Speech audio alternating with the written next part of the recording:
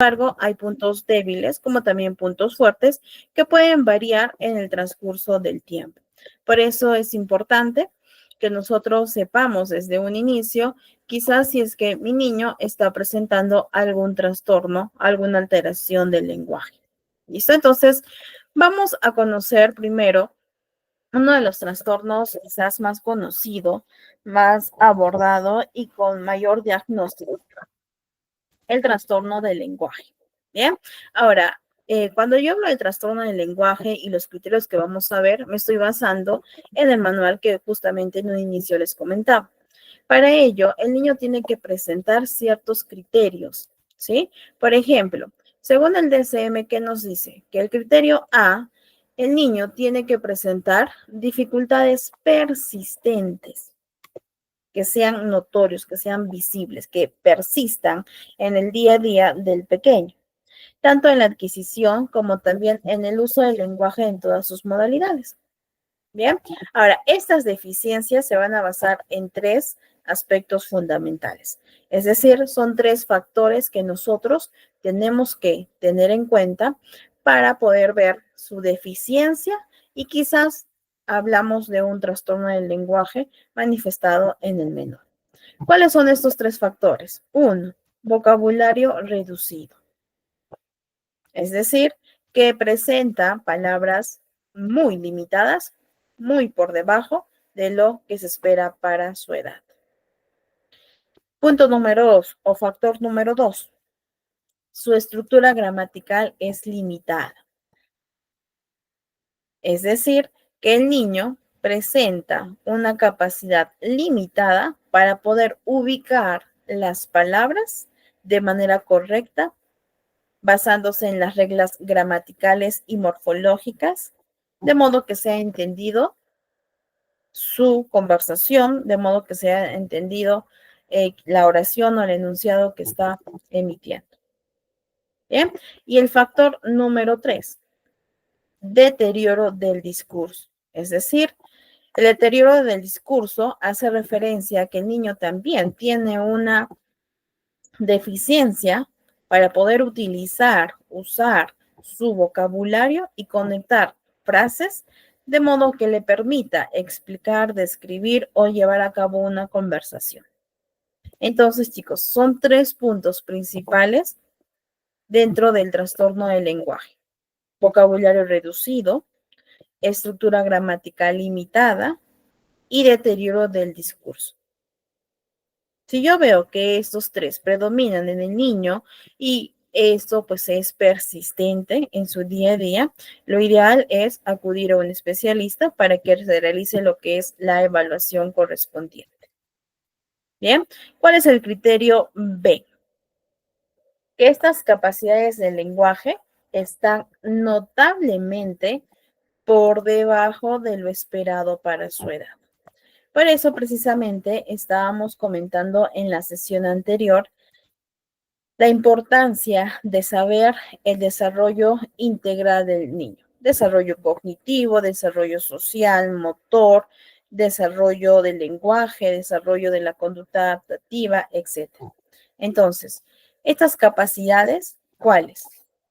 El vocabulario, la estructura gramatical y el discurso se encuentran por debajo de lo esperado para la edad del niño, por debajo del promedio.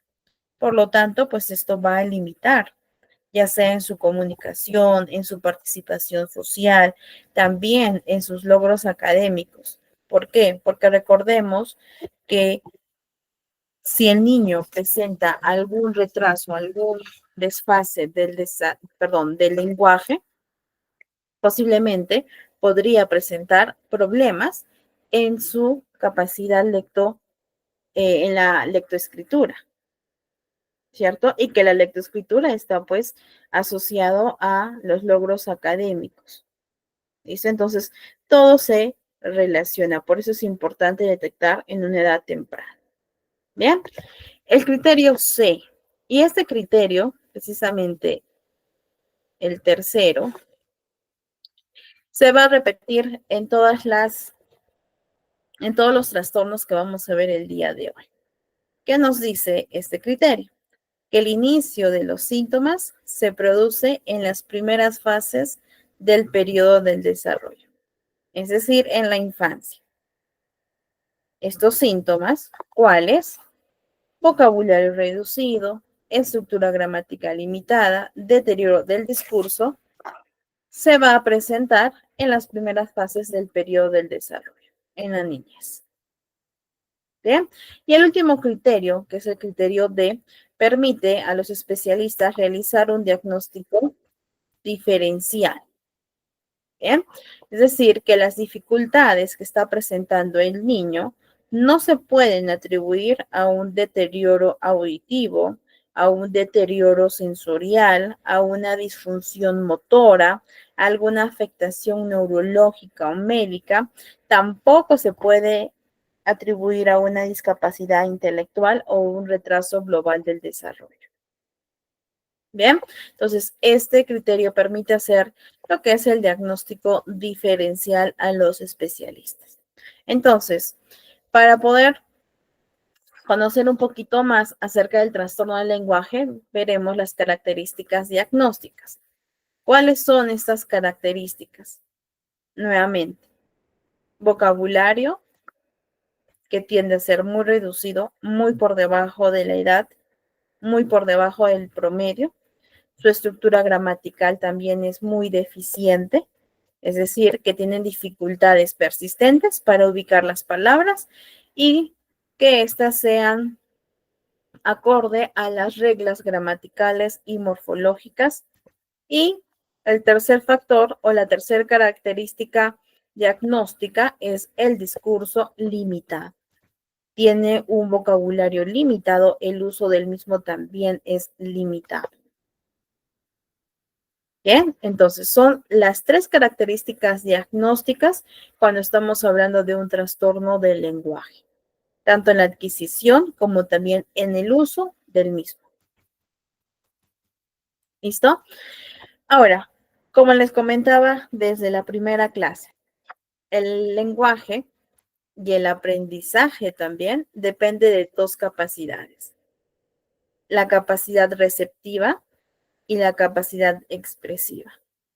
La capacidad expresiva es cuando yo, como dice su palabra, como dice la palabra misma, expreso, ¿sí?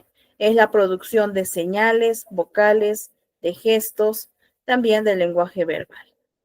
Mientras que la capacidad receptiva es yo recepciono la información, la proceso, comprendo los mensajes lingüísticos.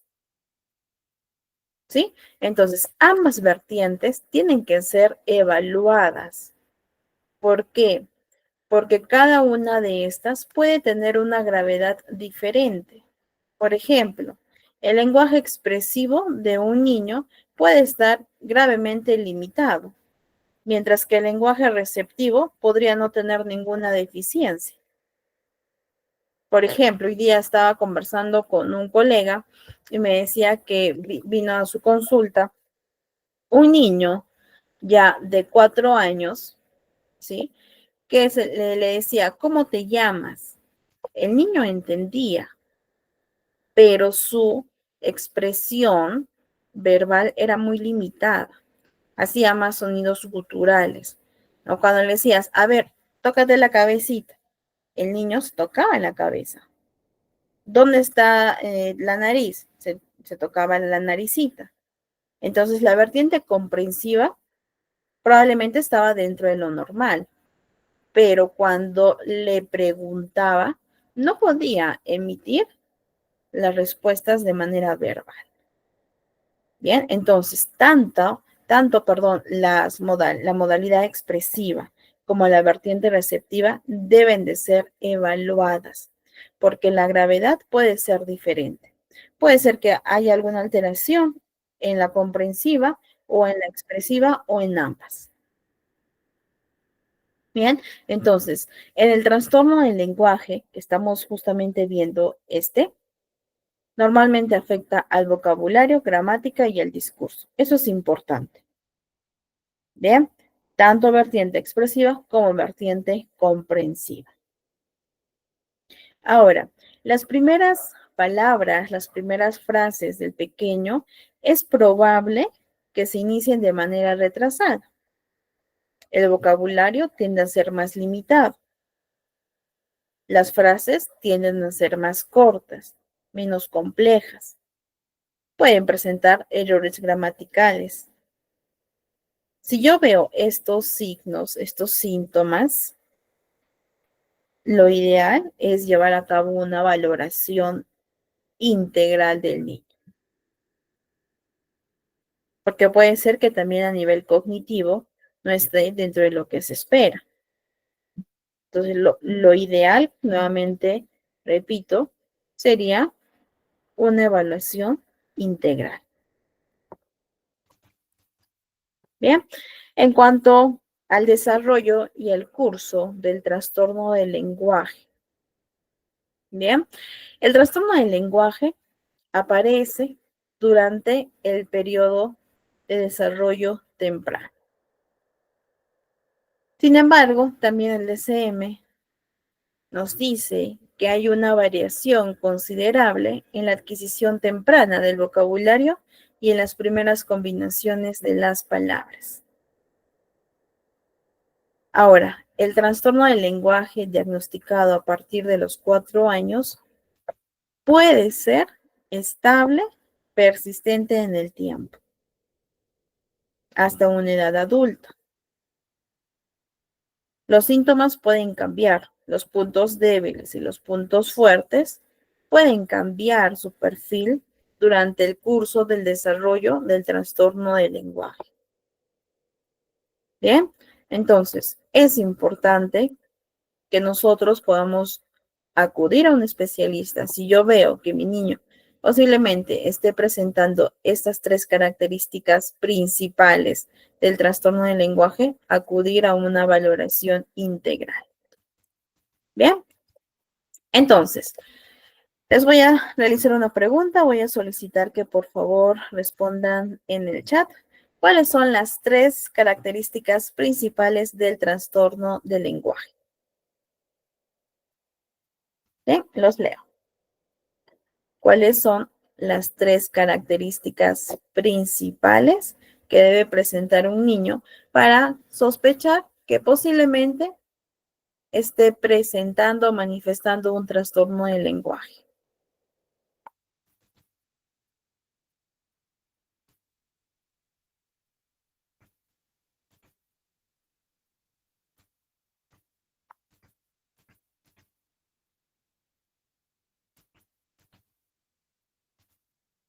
A ver, vamos chicos.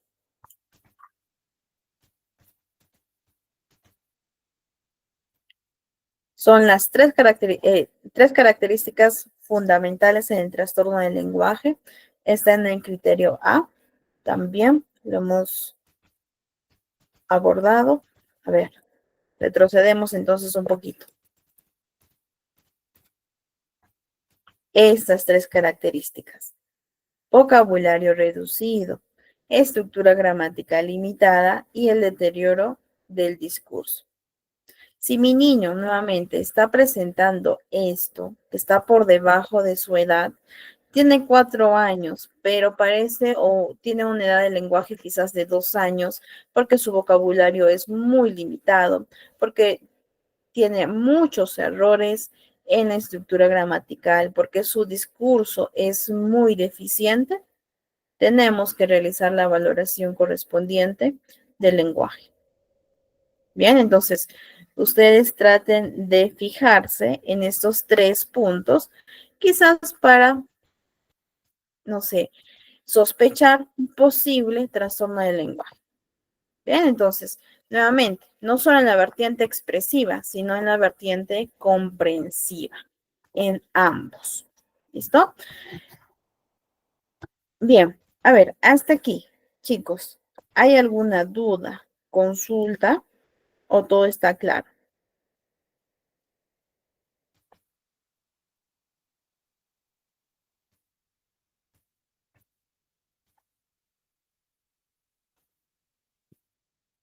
Si está todo claro también en el chat, todo claro, alguna reacción.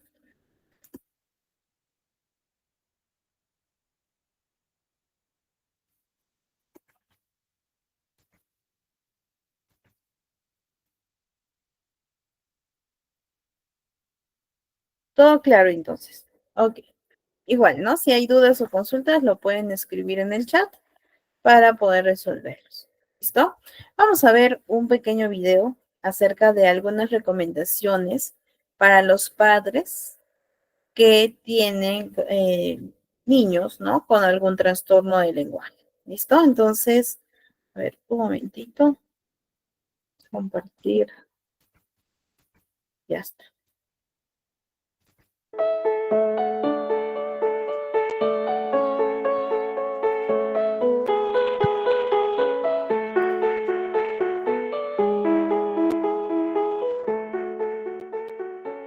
Quiero comentarles algunas cuestiones en relación con recomendaciones para padres de niños con trastorno específico del lenguaje.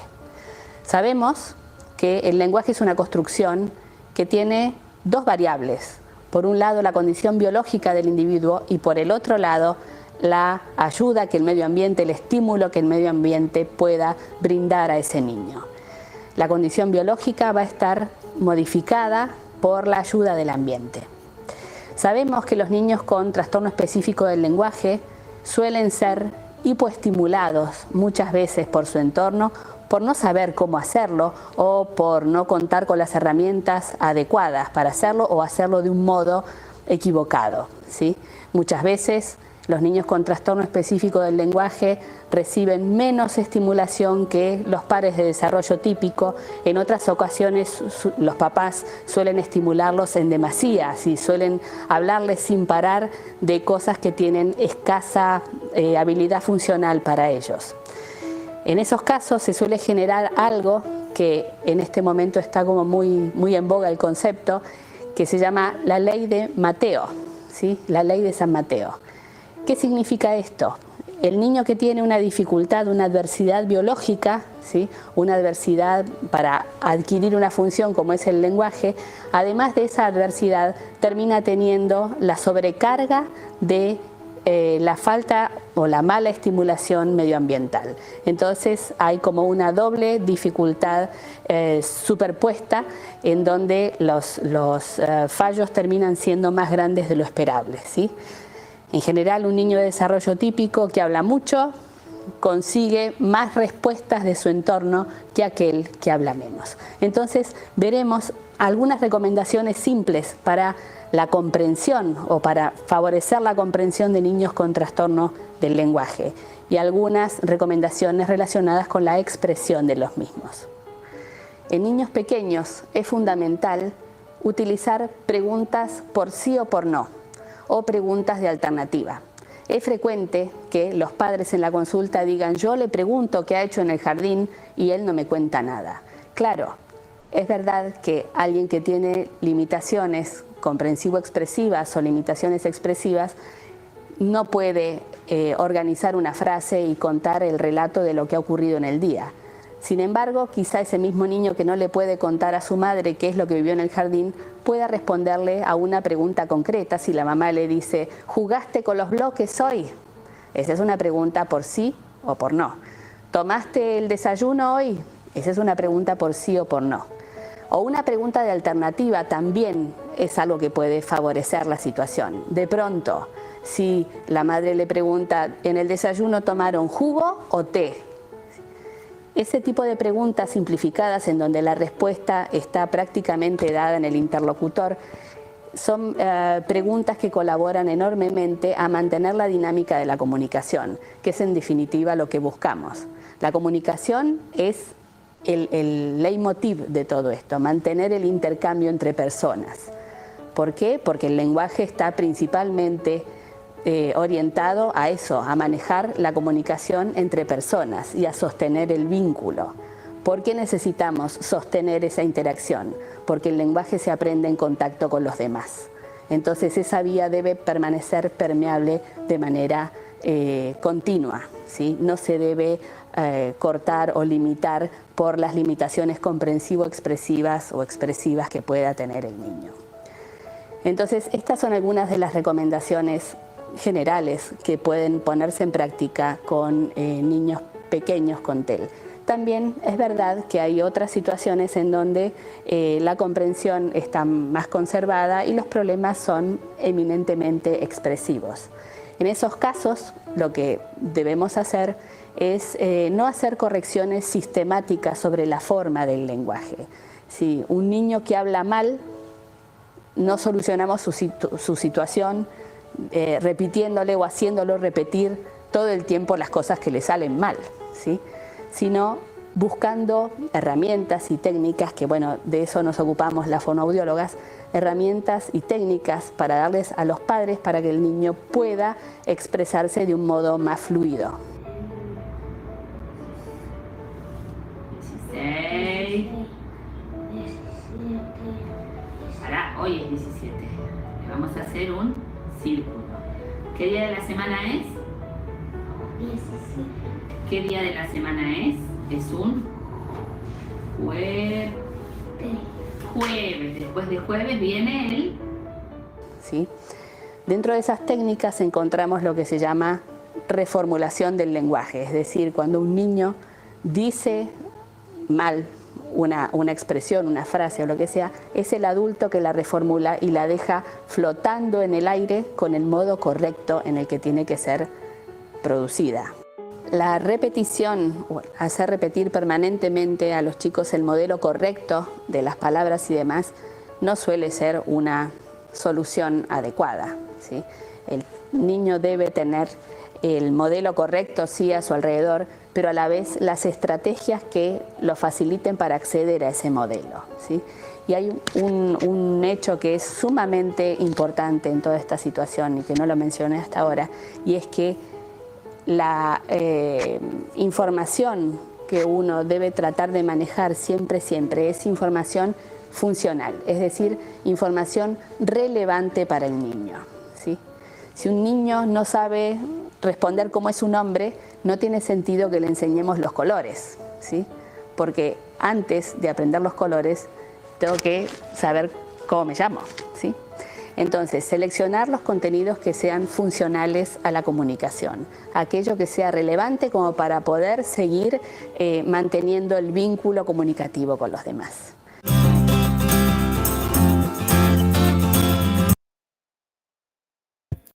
Bien, entonces hemos visto algunas recomendaciones, sobre todo para los padres. Voy a volver a enviar el link para aquellos que recién se han conectado. Ya está. Brad nos comenta. Entiendo, Brad. Igual, cualquier duda, consulta. Bueno, primero te sugiero que si requieres ver nuevamente la grabación de la clase, lo puedes observar y después, si es que surge alguna duda, lo comentamos en la próxima sesión. Bien, muy bien, chicos. Vamos entonces con el siguiente trastorno. En este caso, el trastorno fonológico.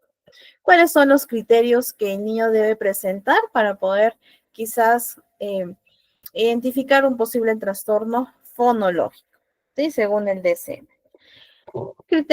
Primer criterio, criterio A, igual, una dificultad persistente, pero ¿cuál es este punto de diferencia en la producción fonológica?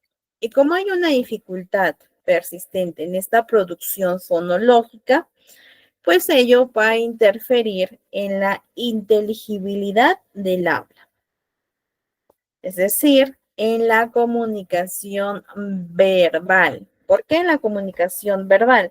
Porque estamos hablando de una producción fonológica. Entonces, es cuando no entiendo lo que el niño está diciendo. Y esta dificultad persiste. Por lo tanto, interfiere con la inteligibilidad del aula. Bien, esa es la característica principal de un trastorno fonológico en el DCE.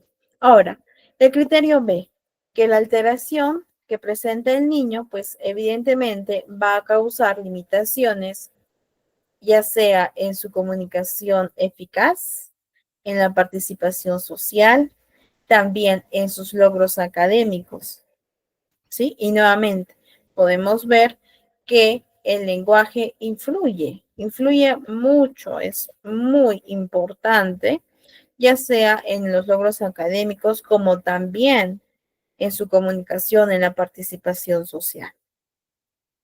Bien, y el criterio C que justamente les mencionaba, que es el criterio que se repite constantemente, que el inicio de los síntomas se produce en las primeras fases del periodo del desarrollo, es decir, en la niñez.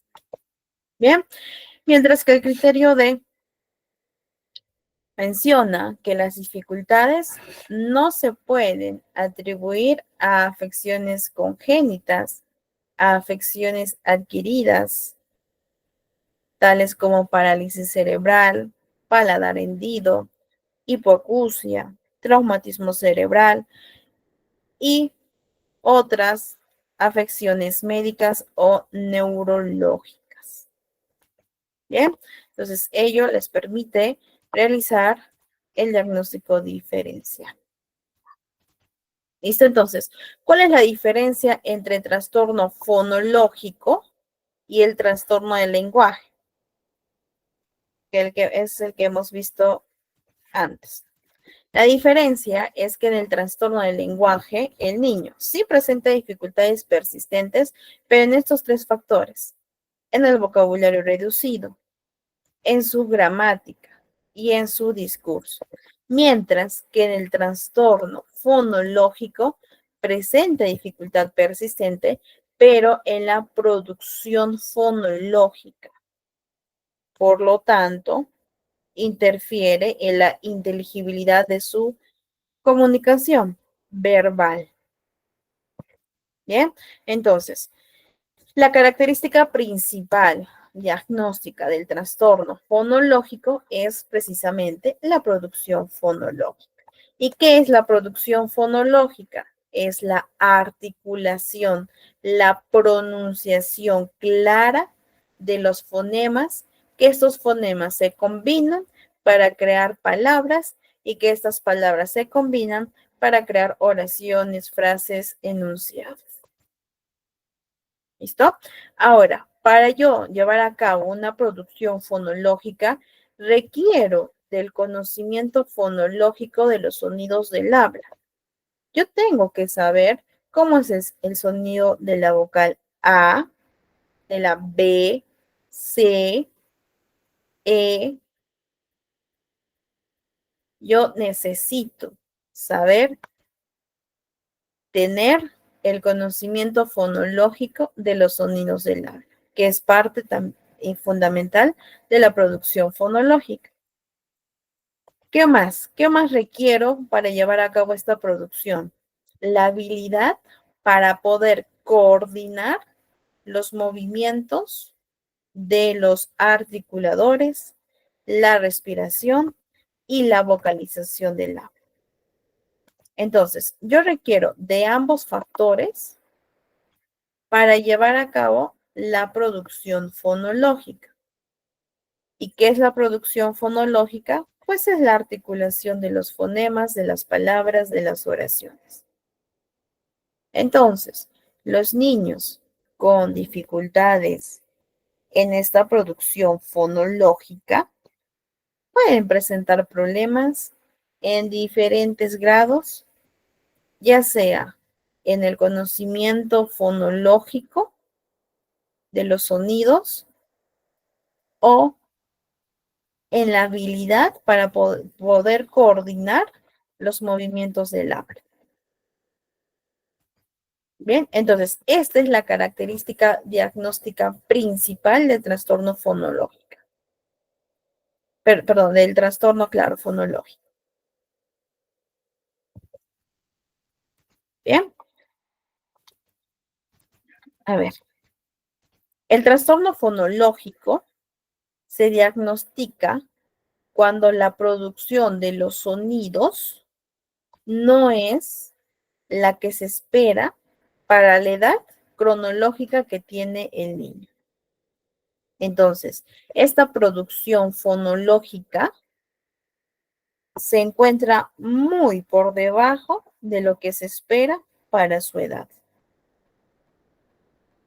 Y algo importante, que estas deficiencias que tiene en su producción de sonidos no son el resultado directo de una alteración física, neurológica, auditiva. Por eso es importante llevar a cabo una evaluación integral con los diferentes especialistas para tener un diagnóstico con mayor certeza. ¿Listo? Ahora, el DCM nos dice que en los niños de 4 años con un desarrollo normal, promedio, el habla general debería ser inteligible. El casito que les estaba comentando de mi colega, este niño tiene 4 años y no pronuncia ninguna palabra.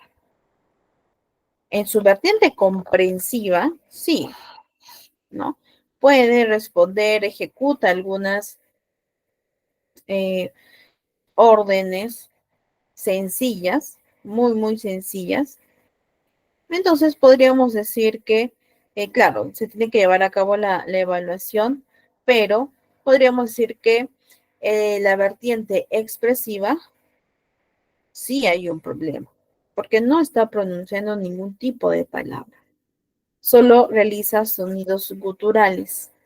Cuando se le pregunta cuál es su nombre, quiere responder, pero no lo logra hacer, no pronuncia, no articula. Por lo tanto, su producción de sonidos es muy limitada, está muy por debajo de su edad. Porque el DSM nos dice que ya a partir de los 4 años, el habla general se puede entender, se puede comprender. Yo entiendo lo que el niño me está diciendo en su lenguaje verbal. A los 2 años se le comprende en un 50%. Pero este casito en especial no se le entiende nada. No emite ningún tipo de sonidos. Claro, solo los guturales. ¿Sí? Entonces, si mi niño tiene 4 años y no emite sonidos, no lleva a cabo esta producción fonológica, posiblemente, ojo, estamos hablando de posibilidades, posiblemente puede estar presentando un trastorno fonológico. Sin embargo, es importante que cumpla con los criterios de diagnóstico. Llevar a un especialista para que pueda llevar a cabo el diagnóstico que corresponde. ¿Sí? En cuanto a su desarrollo y el curso del trastorno fonológico, algo importante que debemos de tener en cuenta es que no es inusual que los niños con un desarrollo normal acorten palabras, acorten sílabas cuando están aprendiendo a hablar, ¿sí? Pero, ¿qué pasa? Que hay un dominio. ¿Cuál es este dominio? La producción fonológica. Y esta producción fonológica debería conducir al niño hacia un habla mayoritariamente inteligible a los 3 años. ¿Sí? Entonces, los niños sí pueden acortar algunas palabras, algunas sílabas, pero esta producción fonológica va a conducirlos a a un habla mayoritariamente inteligible a los 3 años, a los 4 años. Bien, claro, se tiene que llevar a cabo la estimulación, eso es importante. Se tiene que ver la estimulación que ha recibido el niño. Bien, si mi niño desde pequeño estuvo en sesiones de estimulación del lenguaje ocupacional, etcétera, y no hay avances, tenemos que tomar las medidas del caso, porque no estamos hablando de solo un desfase, estamos hablando de un posible trastorno. Bien, ahora estos niños con trastorno fonológico a su edad siguen utilizando estos procesos inmaduros, es decir, están acortando palabras, están acortando sílabas. Simplifica las palabras, que son procesos inmaduros. Bien, cuando ya a los 4 años el niño, o yo al niño ya lo puede entender. Ya sé qué es lo que me quiere decir con su lenguaje verbal. Pero si mi niño a los 4 años aún sigue acortando palabras, aún está presentando estos procesos inmaduros de simplificación fonológica, posiblemente podría estar presentando un trastorno fonológico. Bien, y al llegar a los 7 años, los pequeños deberían de producir la mayoría de los sonidos del habla con mucha claridad. ¿Sí? Pronunciar de manera adecuada, la articulación tiende a ser correcta. ¿Listo? Bien, entonces, ¿cuál es la característica diagnóstica principal del trastorno fonológico? Es la alteración, la dificultad persistente en la producción fonológica. ¿Y qué es la producción fonológica? Es esta capacidad para articular de manera correcta las palabras, los fonemas. Para ello, necesito el conocimiento fonológico de los sonidos de los fonemas y la coordinación de los movimientos del habla. ¿Sí? Bien. ¿Alguna duda? ¿Algún comentario? ¿Alguna pregunta? Todo claro.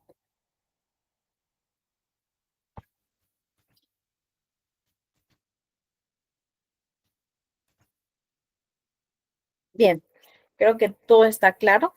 Antes de pasar a uno de los trastornos que también he visto muy común y que persiste en la adolescencia, vamos a ver un videíto, ¿bien?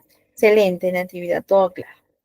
Entonces, vamos a ver un video de por qué ocurren los trastornos del lenguaje según la doctora Nora Grañán. Bien, a ver, un momentito.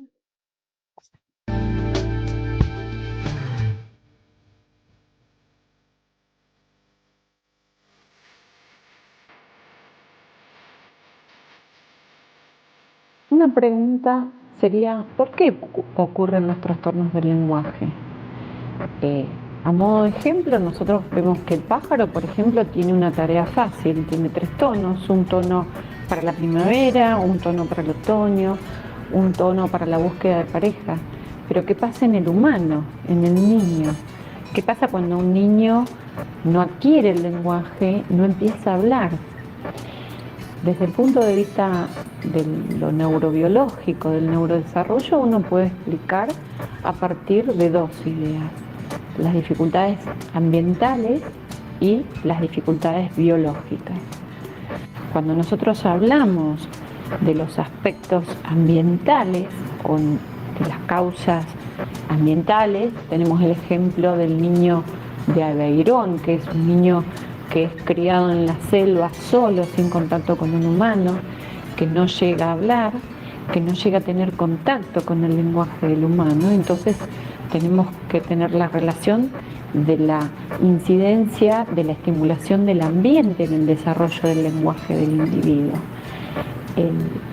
La importancia del lenguaje materno, de la estimulación materna, donde la mamá le va a dar no solo el tono al lenguaje verbal, sino también a la comunicación, le va a dar la impronta, el afecto, todo aquello que acompaña a la comunicación y al lenguaje. Siempre se pensó que en realidad los déficits en el desarrollo del lenguaje tenían una alta importancia en los factores ambientales. Pero luego se empezó a ver que el TEL, el trastorno específico del lenguaje, donde se empiezan a demorar en la producción del lenguaje, es más frecuente en los varones, o sea que uno tiene que tener en cuenta la incidencia de las hormonas sexuales en el desarrollo de las áreas del cerebro que van a involucrar al lenguaje. También se empezó a ver que era más frecuente en gemelos, y acá empezamos a hablar de las causas genéticas, Es decir, el programa del desarrollo de las áreas del lenguaje va a estar codificado en los cromosomas. Se habla de alteraciones en los cromosomas 16, en el cromosoma 19, en el cromosoma 13 y en el cromosoma 3. Y luego se empiezan a incorporar las alteraciones en los procesos de organización de las áreas del lenguaje. Dentro de esos genes, los haplotipos o los distintos subtipos genéticos como el FOXP2. En ese sentido, nosotros encontramos que los estudios moleculares se encuentra que la afectación en un gen o a veces en más de un gen combinados entre sí nos da como consecuencia trastornos en el lenguaje en una familia con mucha más frecuencia que en otra familia. Y ya no se debe solamente a factores ambientales, sino también a estos aspectos moleculares. En ese sentido, hay una familia muy importante, que es la familia KE, que dentro de esos niños hay múltiples antecedentes genéticos de trastornos en el desarrollo del lenguaje. Al cabo de un tiempo de investigar esta familia, se descubre el haplotipo genético que es el gen FOXP2, que se cree que este gen lo que hace es ir guiando a las células del sistema nervioso, a las neuronas que van a conformar las áreas del lenguaje. Entonces, lo que se altera, se produce una dificultad en la organización de las neuronas de las áreas del lenguaje, con lo cual estos niños van a tener mayor prevalencia de TEL, pero también se va a ver más frecuente en esa familia.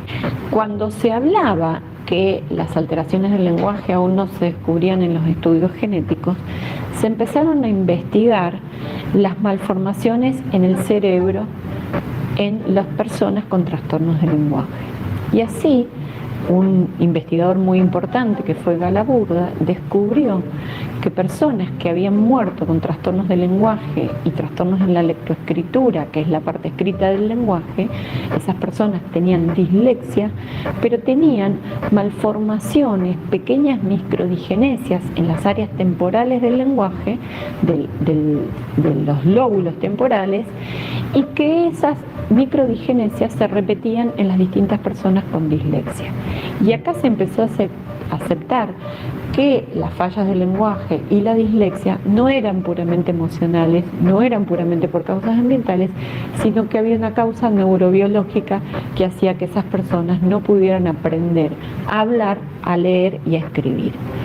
En ese sentido, los últimos estudios han mostrado que las zonas de los lóbulos temporales, un área que es el plano temporal o la zona del planum temporal, es asimétrica y tiene un mayor desarrollo del lado izquierdo del cerebro en relación al desarrollo de la lectoescritura y el lenguaje. Las personas que tienen TEL y dislexia tienen un menor crecimiento del plano temporal izquierdo respecto del derecho. Es decir, como que el plano temporal no se diferencia tanto. Y esto no sería una consecuencia, sino una causa del TEL. Por ello, cuando investigamos en un niño la presencia de un trastorno del lenguaje, tenemos que tener en cuenta no solamente los aspectos emocionales, la falta de estimulación y los déficits ambientales, sino el sustrato neurobiológico. El TEL es un trastorno neurobiológico, tiene una base neurológica. Los estudios nos muestran que el electroencefalograma tiene más descargas que nos muestran la desorganización en la maduración de ese cerebro infantil, y tenemos que tenerlo en cuenta no solamente para el diagnóstico, sino también para el tratamiento.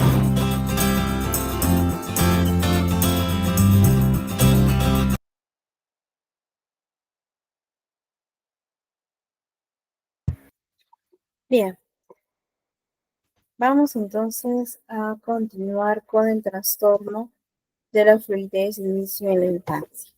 Bien, ¿cuáles son los criterios que nos presenta el DSM? Como criterio A, tenemos que las alteraciones de la fluidez y la organización temporal normal del habla son inadecuadas para la edad del menor, ¿no? De la persona. Estas alteraciones persisten con el tiempo y se van a caracterizar por la aparición frecuente y notable de uno o más de los siguientes factores. ¿Listo? Entonces, son alteraciones en la fluidez, en la organización temporal normal del habla, bien, y que persisten ya sea uno o más de los siguientes factores. Ahora, esta aparición tiene que ser frecuente y notable cuando escuchamos hablar, comunicarse verbalmente al niño. ¿Listo? Por ejemplo, puede ser que el niño emita alguna repetición de sonidos, repetición de sílabas, prolonguen los sonidos de consonantes y de vocales. Puede ser que el niño presente palabras fragmentadas, es decir, que hay una pausa en el medio de una palabra, bloqueo audible o silencioso, palabras, o mejor dicho, pausas al momento de hablar, que son pausas muy notorias.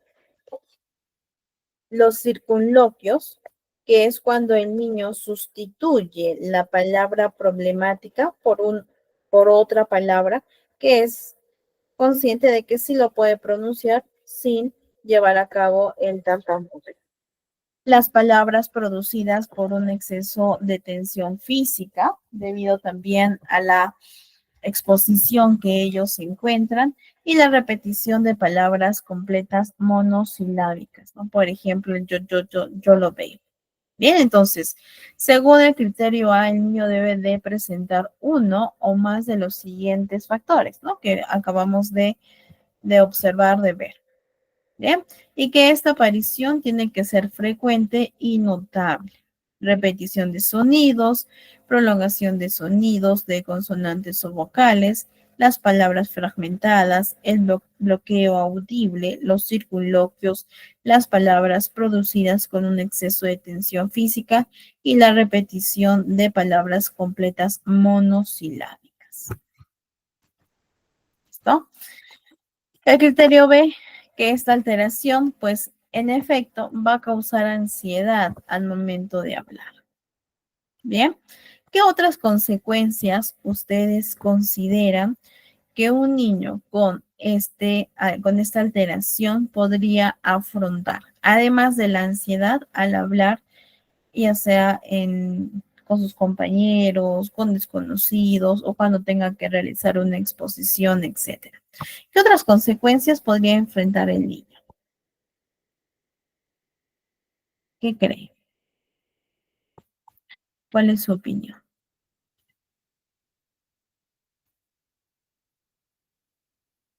Muy bien, excelente. Inseguridad, frustración, baja autoestima, excelente.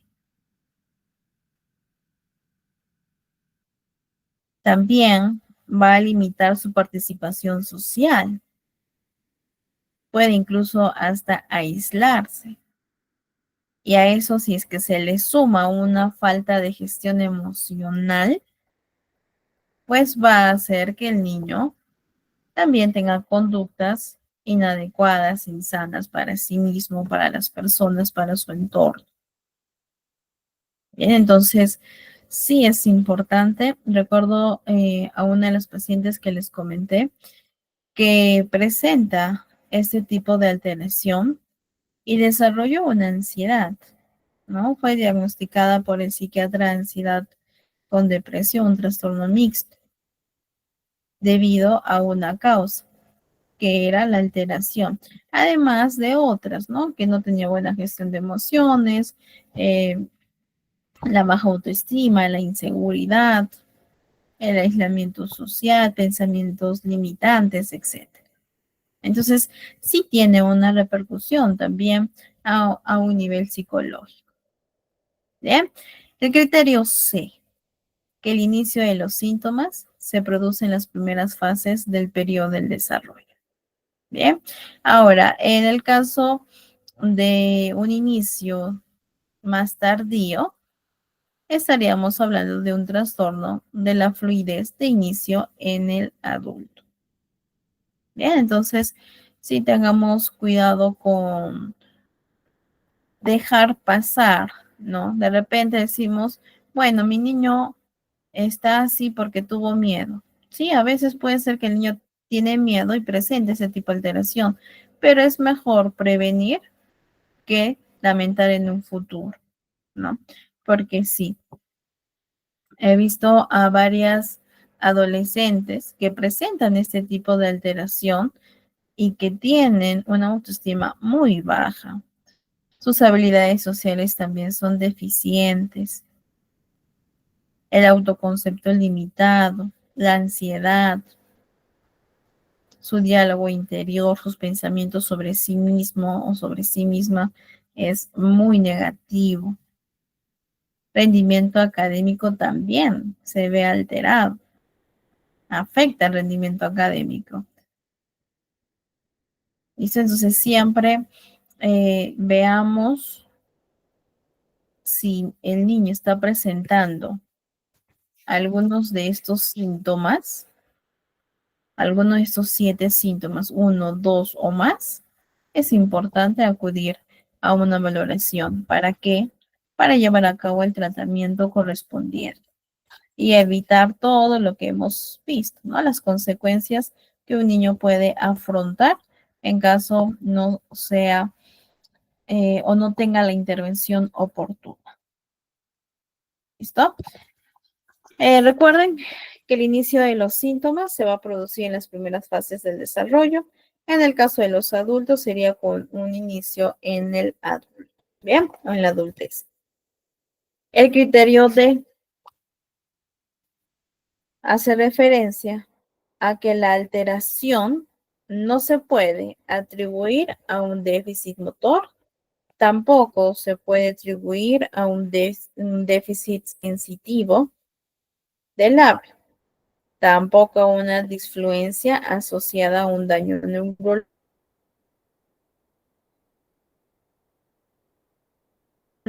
un traumatismo, ni a una acción médica.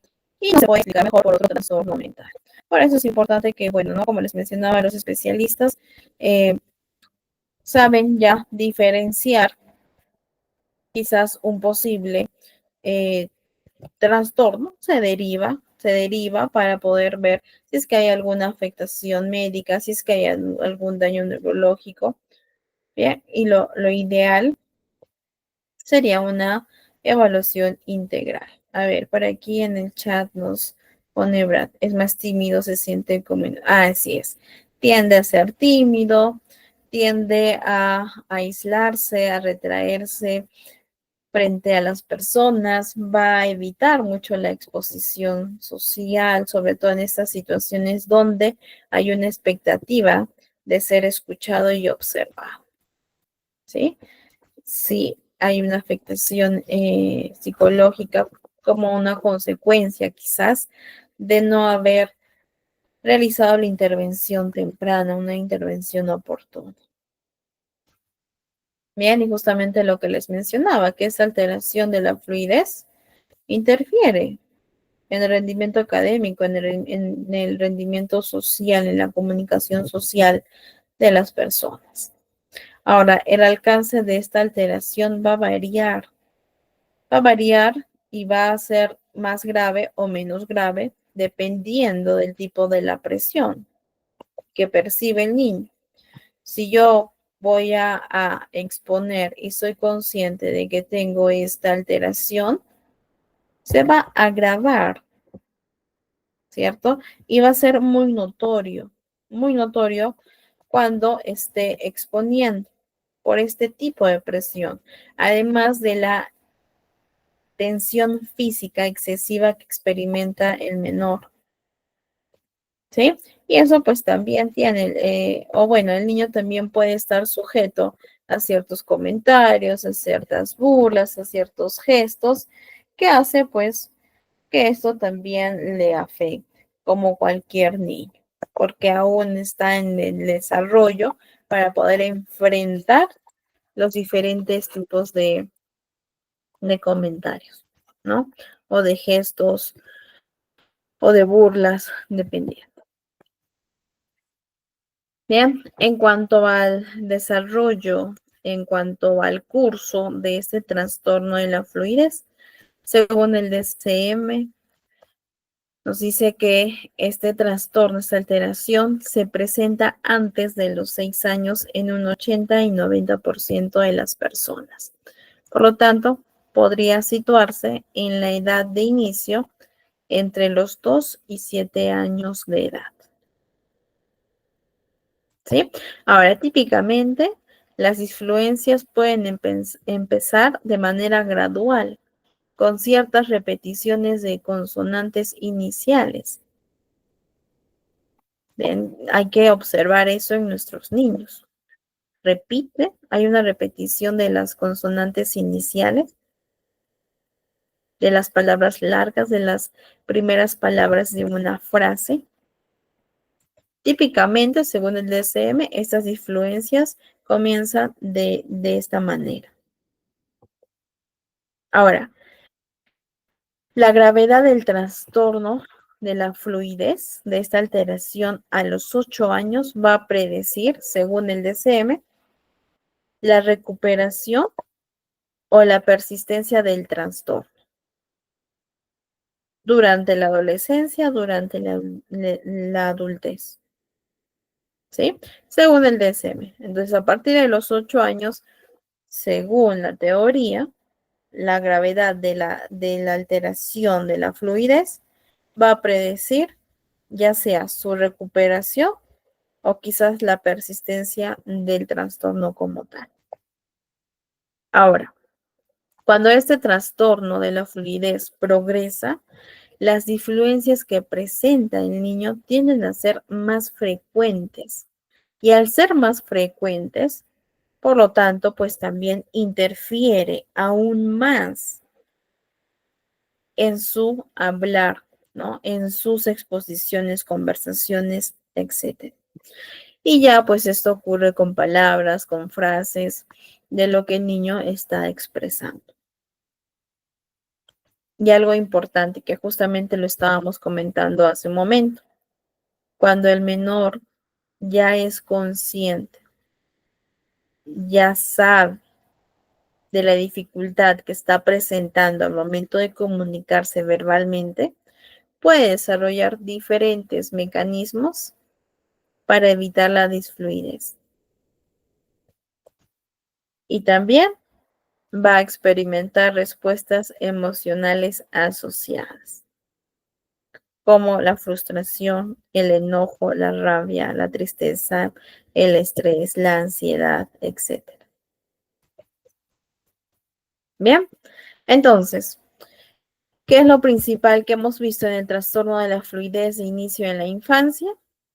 Que el niño debe presentar uno o más de los 7 factores que esta aparición de dichos factores tiene que ser frecuente y notable. Bien, su fluidez, la organización temporal normal del habla, son inadecuadas para la edad que presenta el menor. ¿Listo? Y que pues, según el DSM, la edad de inicio podría situarse entre los 2 y 7 años de edad. ¿Listo? Bien, antes de ya ir por nuestro último trastorno de la comunicación social a nivel pragmático, vamos a ver el último video también de cómo podemos realizar alguna intervención en la terapia del habla, fluidez o tartamudez. Bien, que tiende, como les decía, a ser o a tener un impacto negativo si es que no hay un abordaje temprano, no solo a nivel social, sino también a nivel emocional, a nivel psicológico.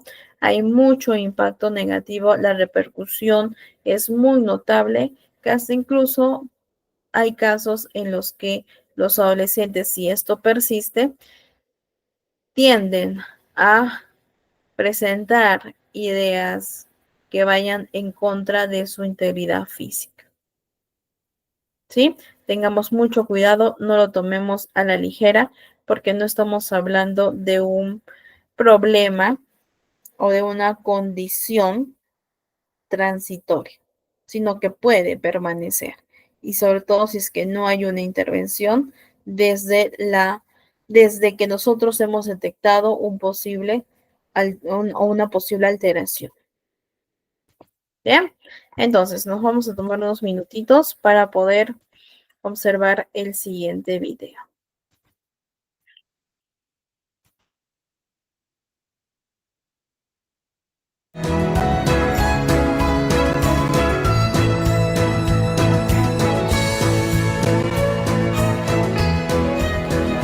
¿Qué es fluidez o tartamudez? Ritmo fluidez se define como aquel flujo del habla en un hablante, sin requerir esfuerzo, donde los sonidos, palabras y frases se unen al lenguaje oral. Sus variables que podrían determinar la fluidez serían ritmo, estrés, pausas, entonación, velocidad. Conociendo sobre la tartamudez. Se le conoce como tartamudez cuando afecta la fluidez del habla en una persona, cometiendo interrupciones en la producción de manera ocasional o permanente de los sonidos del habla.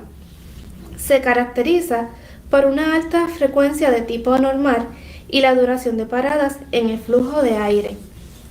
Como resultado, esto puede dificultar la capacidad de la comunicación de las personas que producen tartamudez en el proceso de comunicación.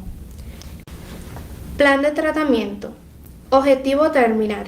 El paciente evidenciará dominio en la fluidez de su habla, reduciendo las difluencias de manera espontánea con un 80% de adecuacidad. Objetivo capacitante. El paciente disminuirá repeticiones mediante el uso de técnica de cancelación de manera sonsacada con un 60% de adecuacidad. Procedimiento. El clínico le presentará al paciente una imagen. El paciente producirá el nombre del estímulo presentado. Para llevar a cabo este procedimiento se utilizará la técnica de cancelación, la cual consiste en que el paciente repita o intente nuevamente la palabra donde cometió la difluencia hasta que produzca libre de difluencia. Cada vez que el niño logre producir la palabra correctamente, tendrá la oportunidad de pescar un pez. Hola, Lana, ¿cómo tú estás hoy? Hola, Miti, bien. Mira, me encantan tus orejitas, están bien bonitas. ¿Me las prestas? No. Están muy bonitas, mira, trae un ¿Viste a mi bonita, Miti? ¿Cómo se llama? Se llama Andrea. Hola, Andrea, ¿tú vas a estar hoy con ella en la terapia? ¿La vas a ayudar? No. Sí, mira, la va a ayudar. Miti, ¿qué es esto? No, esto lo vamos a usar al final. Miti, me gusta. Al final, ¿te gusta? ¿Quieres usarlo? Pues mira, lo vamos a usar al final. Si tú me dices bien. ¡Qué lindo! No, todavía, Lana, no. Esto lo vamos a usar al final. Si tú me dices bien las palabras que vamos a ver en las láminas, te voy a dejar jugar con eso, ¿está bien? No sé, no. Sí, lo vas a hacer porque tú quieres jugar con esto, ¿verdad? ¿Tú quieres pescar? ¿Por qué? Pues vamos. Mira, aquí están las láminas, vamos a hacerlas. Mira, te voy a presentar una lámina y tú me vas a decir lo que estás observando en la lámina, ¿está bien? No, Pues, no hay tiburón. ok. Vamos a pescar. Vamos a pescar. ¿Tú le vas a ayudar, Andrea? Mira, Andrea dijo que sí, vamos a ver. Vamos a ver, ¿qué es esto? No sé. Míralo bien, tú sabes lo que es. Esto es olvidó. Mira, esto es un mono. ¿Cómo es? Mono.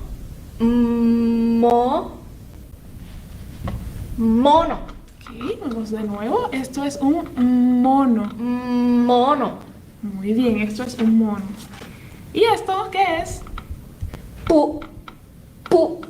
Pulpo. Ok, me dijiste que esto es un ¿qué? Mono. Un mono. Y esto es un Pulpo. pulpo. Excelente, va muy bien. ¿Y esto qué es? Foca.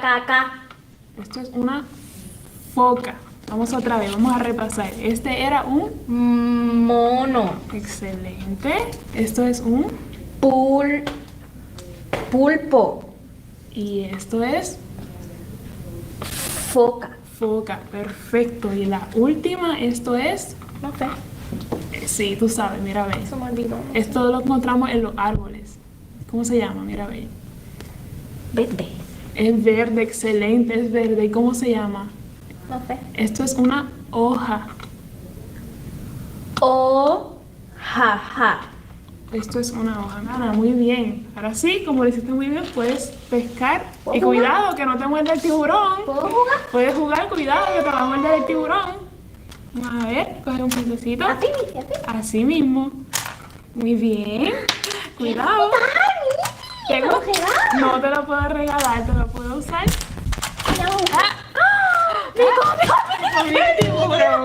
Muy bien. Objetivo número 2. El paciente disminuirá repeticiones en frases mediante la técnica de hablar en coro de manera imitada con un 60% de adecuacidad. Procedimiento. El clínico leerá una frase repetidamente con una pronunciación clara. Posteriormente, el clínico y el niño leerán simultáneamente una frase. Si el paciente presenta alguna disfluencia, el clínico continuará produciendo la frase hasta que el niño logre producirla correctamente por sí solo. Una vez el paciente logre producir la frase de manera fluida, se continuará con la siguiente frase. Como refuerzo positivo, el paciente tendrá la oportunidad de jugar con el conejo. Ok, Alana, mira, te voy a presentar una frase, te la voy a decir y tú me la vas a repetir, ¿está bien? Ok, Missy. Vamos a empezar. Bajo la luna. Bajo la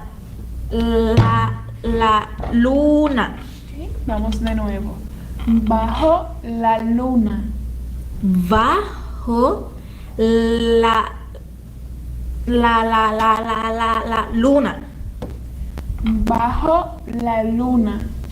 Bajo la luna. Muy bien, Alana, excelente. ¡Súper!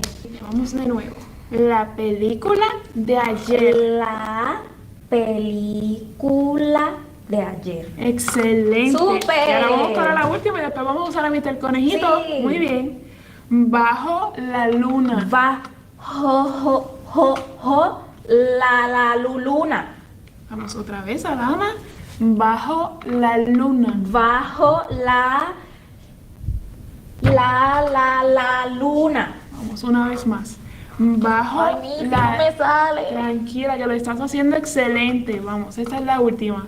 Bajo la luna. Bajo la luna. Perfecto, ¡Súper! Alana, muy bien. Hoy trabajaste muy bonito. Ahora puedes usar a mi Sí. conejito. Vas a sacarle las zanahorias. ¡Anda, Excelente. Missy! ¡Cojo! Perfecto. Otra vez. Otra vez. Volvió a brincar. ¡Anda! Y ahora le toca a Andrea, que Andrea haga una. Missy, dame una. Ella juega también. Claro, ya no te puedes dar.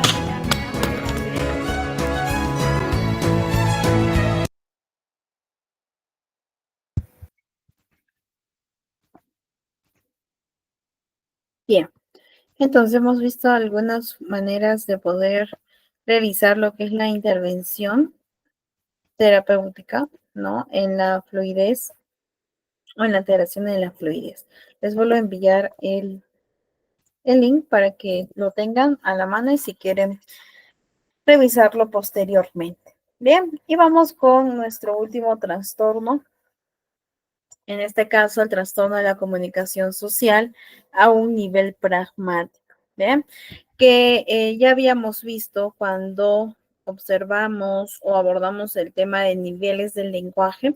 Dentro de los niveles, aparte del fonético fonológico, morfosintáctico, el semántico, tenemos el nivel pragmático, ¿no? Sabemos también de qué manera podemos trabajar, qué actividades podemos realizar con nuestros niños. Sí, en caso, pues vemos alguna alteración en este nivel, ¿no? En el trastorno de la comunicación social, nivel pragmático.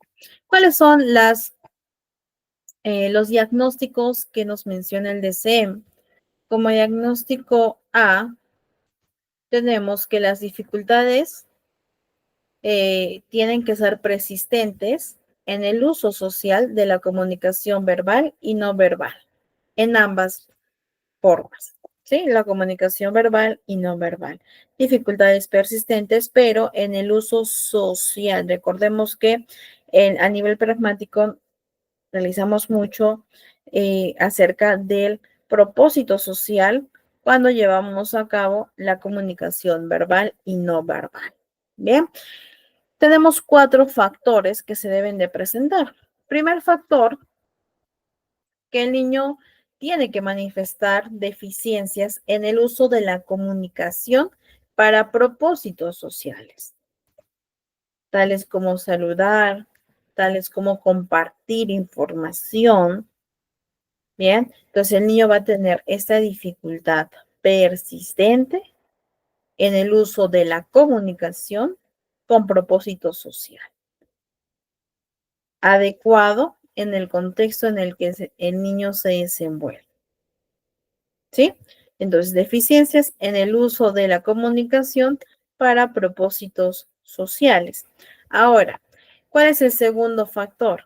Que el niño debe de presentar un deterioro de la capacidad para poder cambiar la comunicación de forma que ésta se adapte al contexto o a las necesidades de la persona que escucha, del oyente.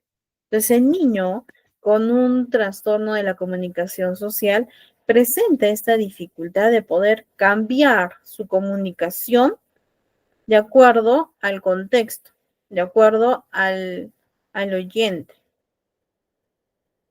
Tiene dificultad, por ejemplo, de hablar de manera diferente en un aula, en un parque, en casa, con un adulto, con un niño, con un desconocido, ¿sí?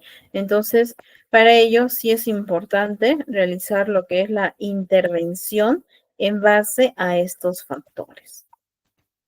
Bien, 3. Dificultades para seguir las normas de conversación y narración. Por ejemplo, respetar el turno en la conversación, respetar el rol de oyente, hablante, observador. Va a presentar dificultades para expresarse de otro modo cuando no es bien comprendido. No te entiendo. Trata de explicarme de otra manera. No lo van a lograr. Van a presentar mucha dificultad y es muy notable. Bien. Y el cuarto factor, dificultades para comprender lo que no se dice de manera explícita. Por lo tanto, ellos no se permiten, no pueden realizar inferencias. Yo infiero, yo supongo. Bien, necesitan las palabras, las indicaciones que sean muy precisas y literales, porque ellos no entienden o va a presentar esta dificultad para poder comprender las expresiones idiomáticas, las expresiones humorísticas, las metáforas, la interpretación, las inferencias. Entonces, hemos visto 4 factores en el uso social de la comunicación verbal y no verbal en un nivel pragmático que debemos de observar en los niños. Quizás podría estar presentando un trastorno de la comunicación social. Criterio B hace referencia a que estas deficiencias que presenta el menor causan limitaciones en la comunicación eficaz, en la participación social y claramente en las relaciones sociales. Hay muchos niños que evitan interactuar con un niño que presenta este trastorno, debido a este uso social que utiliza para llevar a cabo su comunicación, que sí presenta dificultades en estos 4 factores. Y ello también pues se va a ver reflejado con un impacto negativo en los logros académicos. Bien, el criterio C, como les indicaba, es el criterio que se repite, son los síntomas, comienzan en las primeras fases del periodo del desarrollo. Bien, sin embargo, también el DSM menciona que las deficiencias que presenta el niño puede ser que no se manifieste totalmente hasta que exista esta necesidad de comunicarse de manera social, ¿no? Y que esta necesidad supere las capacidades limitadas. ¿Sí? Entonces, puede ser, ¿sí? Que las deficiencias en estos 4 factores no se presenten totalmente hasta que surja esta necesidad y que a través de esta necesidad nosotros podamos observar que sí hay capacidades limitadas para el uso social de la comunicación. Bien, y el criterio de que los síntomas no se pueden atribuir a otra afección médica, tampoco se puede atribuir a una causa directa de una afectación o afección neurológica, tampoco a la baja capacidad de la morfología y la gramática, que era la morfología, ubicar las palabras de manera adecuada para elaborar las oraciones. Entonces, el niño puede ser que sí tenga un buen dominio de la morfología, la gramática. Bien, ahora, estos síntomas que produce o que tiene el pequeño no se pueden explicar mejor por un trastorno del espectro autista, que es el TEA, por una discapacidad intelectual, tampoco por un retraso global del desarrollo o quizás un trastorno mental. ¿Listo? Entonces, a raíz del criterio D podemos, bueno, los especialistas pueden realizar el diagnóstico diferencial. Si hay una causa directa neurológica, por ejemplo, una afectación neurológica, no estamos cumpliendo el criterio D. ¿Listo? ¿Y cuáles entonces son las características diagnósticas? Que el niño presenta dificultad en el uso social a un nivel pragmático. Manifiesta deficiencias muy notorias en la comprensión y en el cumplimiento de las reglas sociales, en las normas de comunicación, en respetar los turnos al momento de comunicarnos, respetar el rol que voy a adoptar como oyente y también al momento de hablar. Presentan dificultad para poder cambiar o modificar su lenguaje según las necesidades del oyente o de la situación. Es muy difícil para ellos cambiar su manera, su forma de hablar cuando están en el parque, cuando están en casa, en el colegio, cuando están con un niño o un adulto. Y presentan dificultades también para seguir las normas de conversación, para seguir las normas de narración. Bien, y en cuanto al desarrollo y curso, el DSM sostiene que a los 4 o a los 5 años, la mayoría de los niños ya deberían tener capacidades del habla suficientes para poder permitirnos identificar las deficiencias en la comunicación social. ¿Sí? Entonces, a partir de los 4 o 5 años, podemos identificar estas deficiencias persistentes en la comunicación social de estos 4 factores que hemos visto en el criterio A. ¿Bien? Ahora, las deficiencias que tienden a ser tempranas en la pragmática podrían causar también alteraciones que perduren en las relaciones y en los comportamientos sociales. Por eso se ve afectado sus relaciones interpersonales de los niños y si esto persiste en la adolescencia.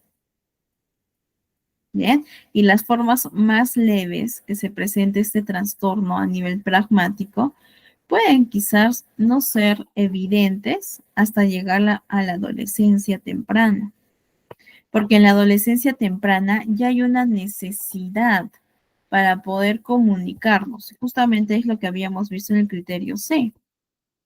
Hay una necesidad de comunicación social. Y es ahí donde a veces recién nos damos cuenta de que posiblemente el niño o el adolescente esté presentando un trastorno a nivel pragmático de la comunicación social. En la adolescencia ya hay esta interacción social que tiende a ser compleja. Y es evidente la capacidad limitada para poder llevar a cabo una conversación con propósito social. Bien. Listo, chicos. Si hay alguna duda o consulta, lo pueden plasmar en el chat.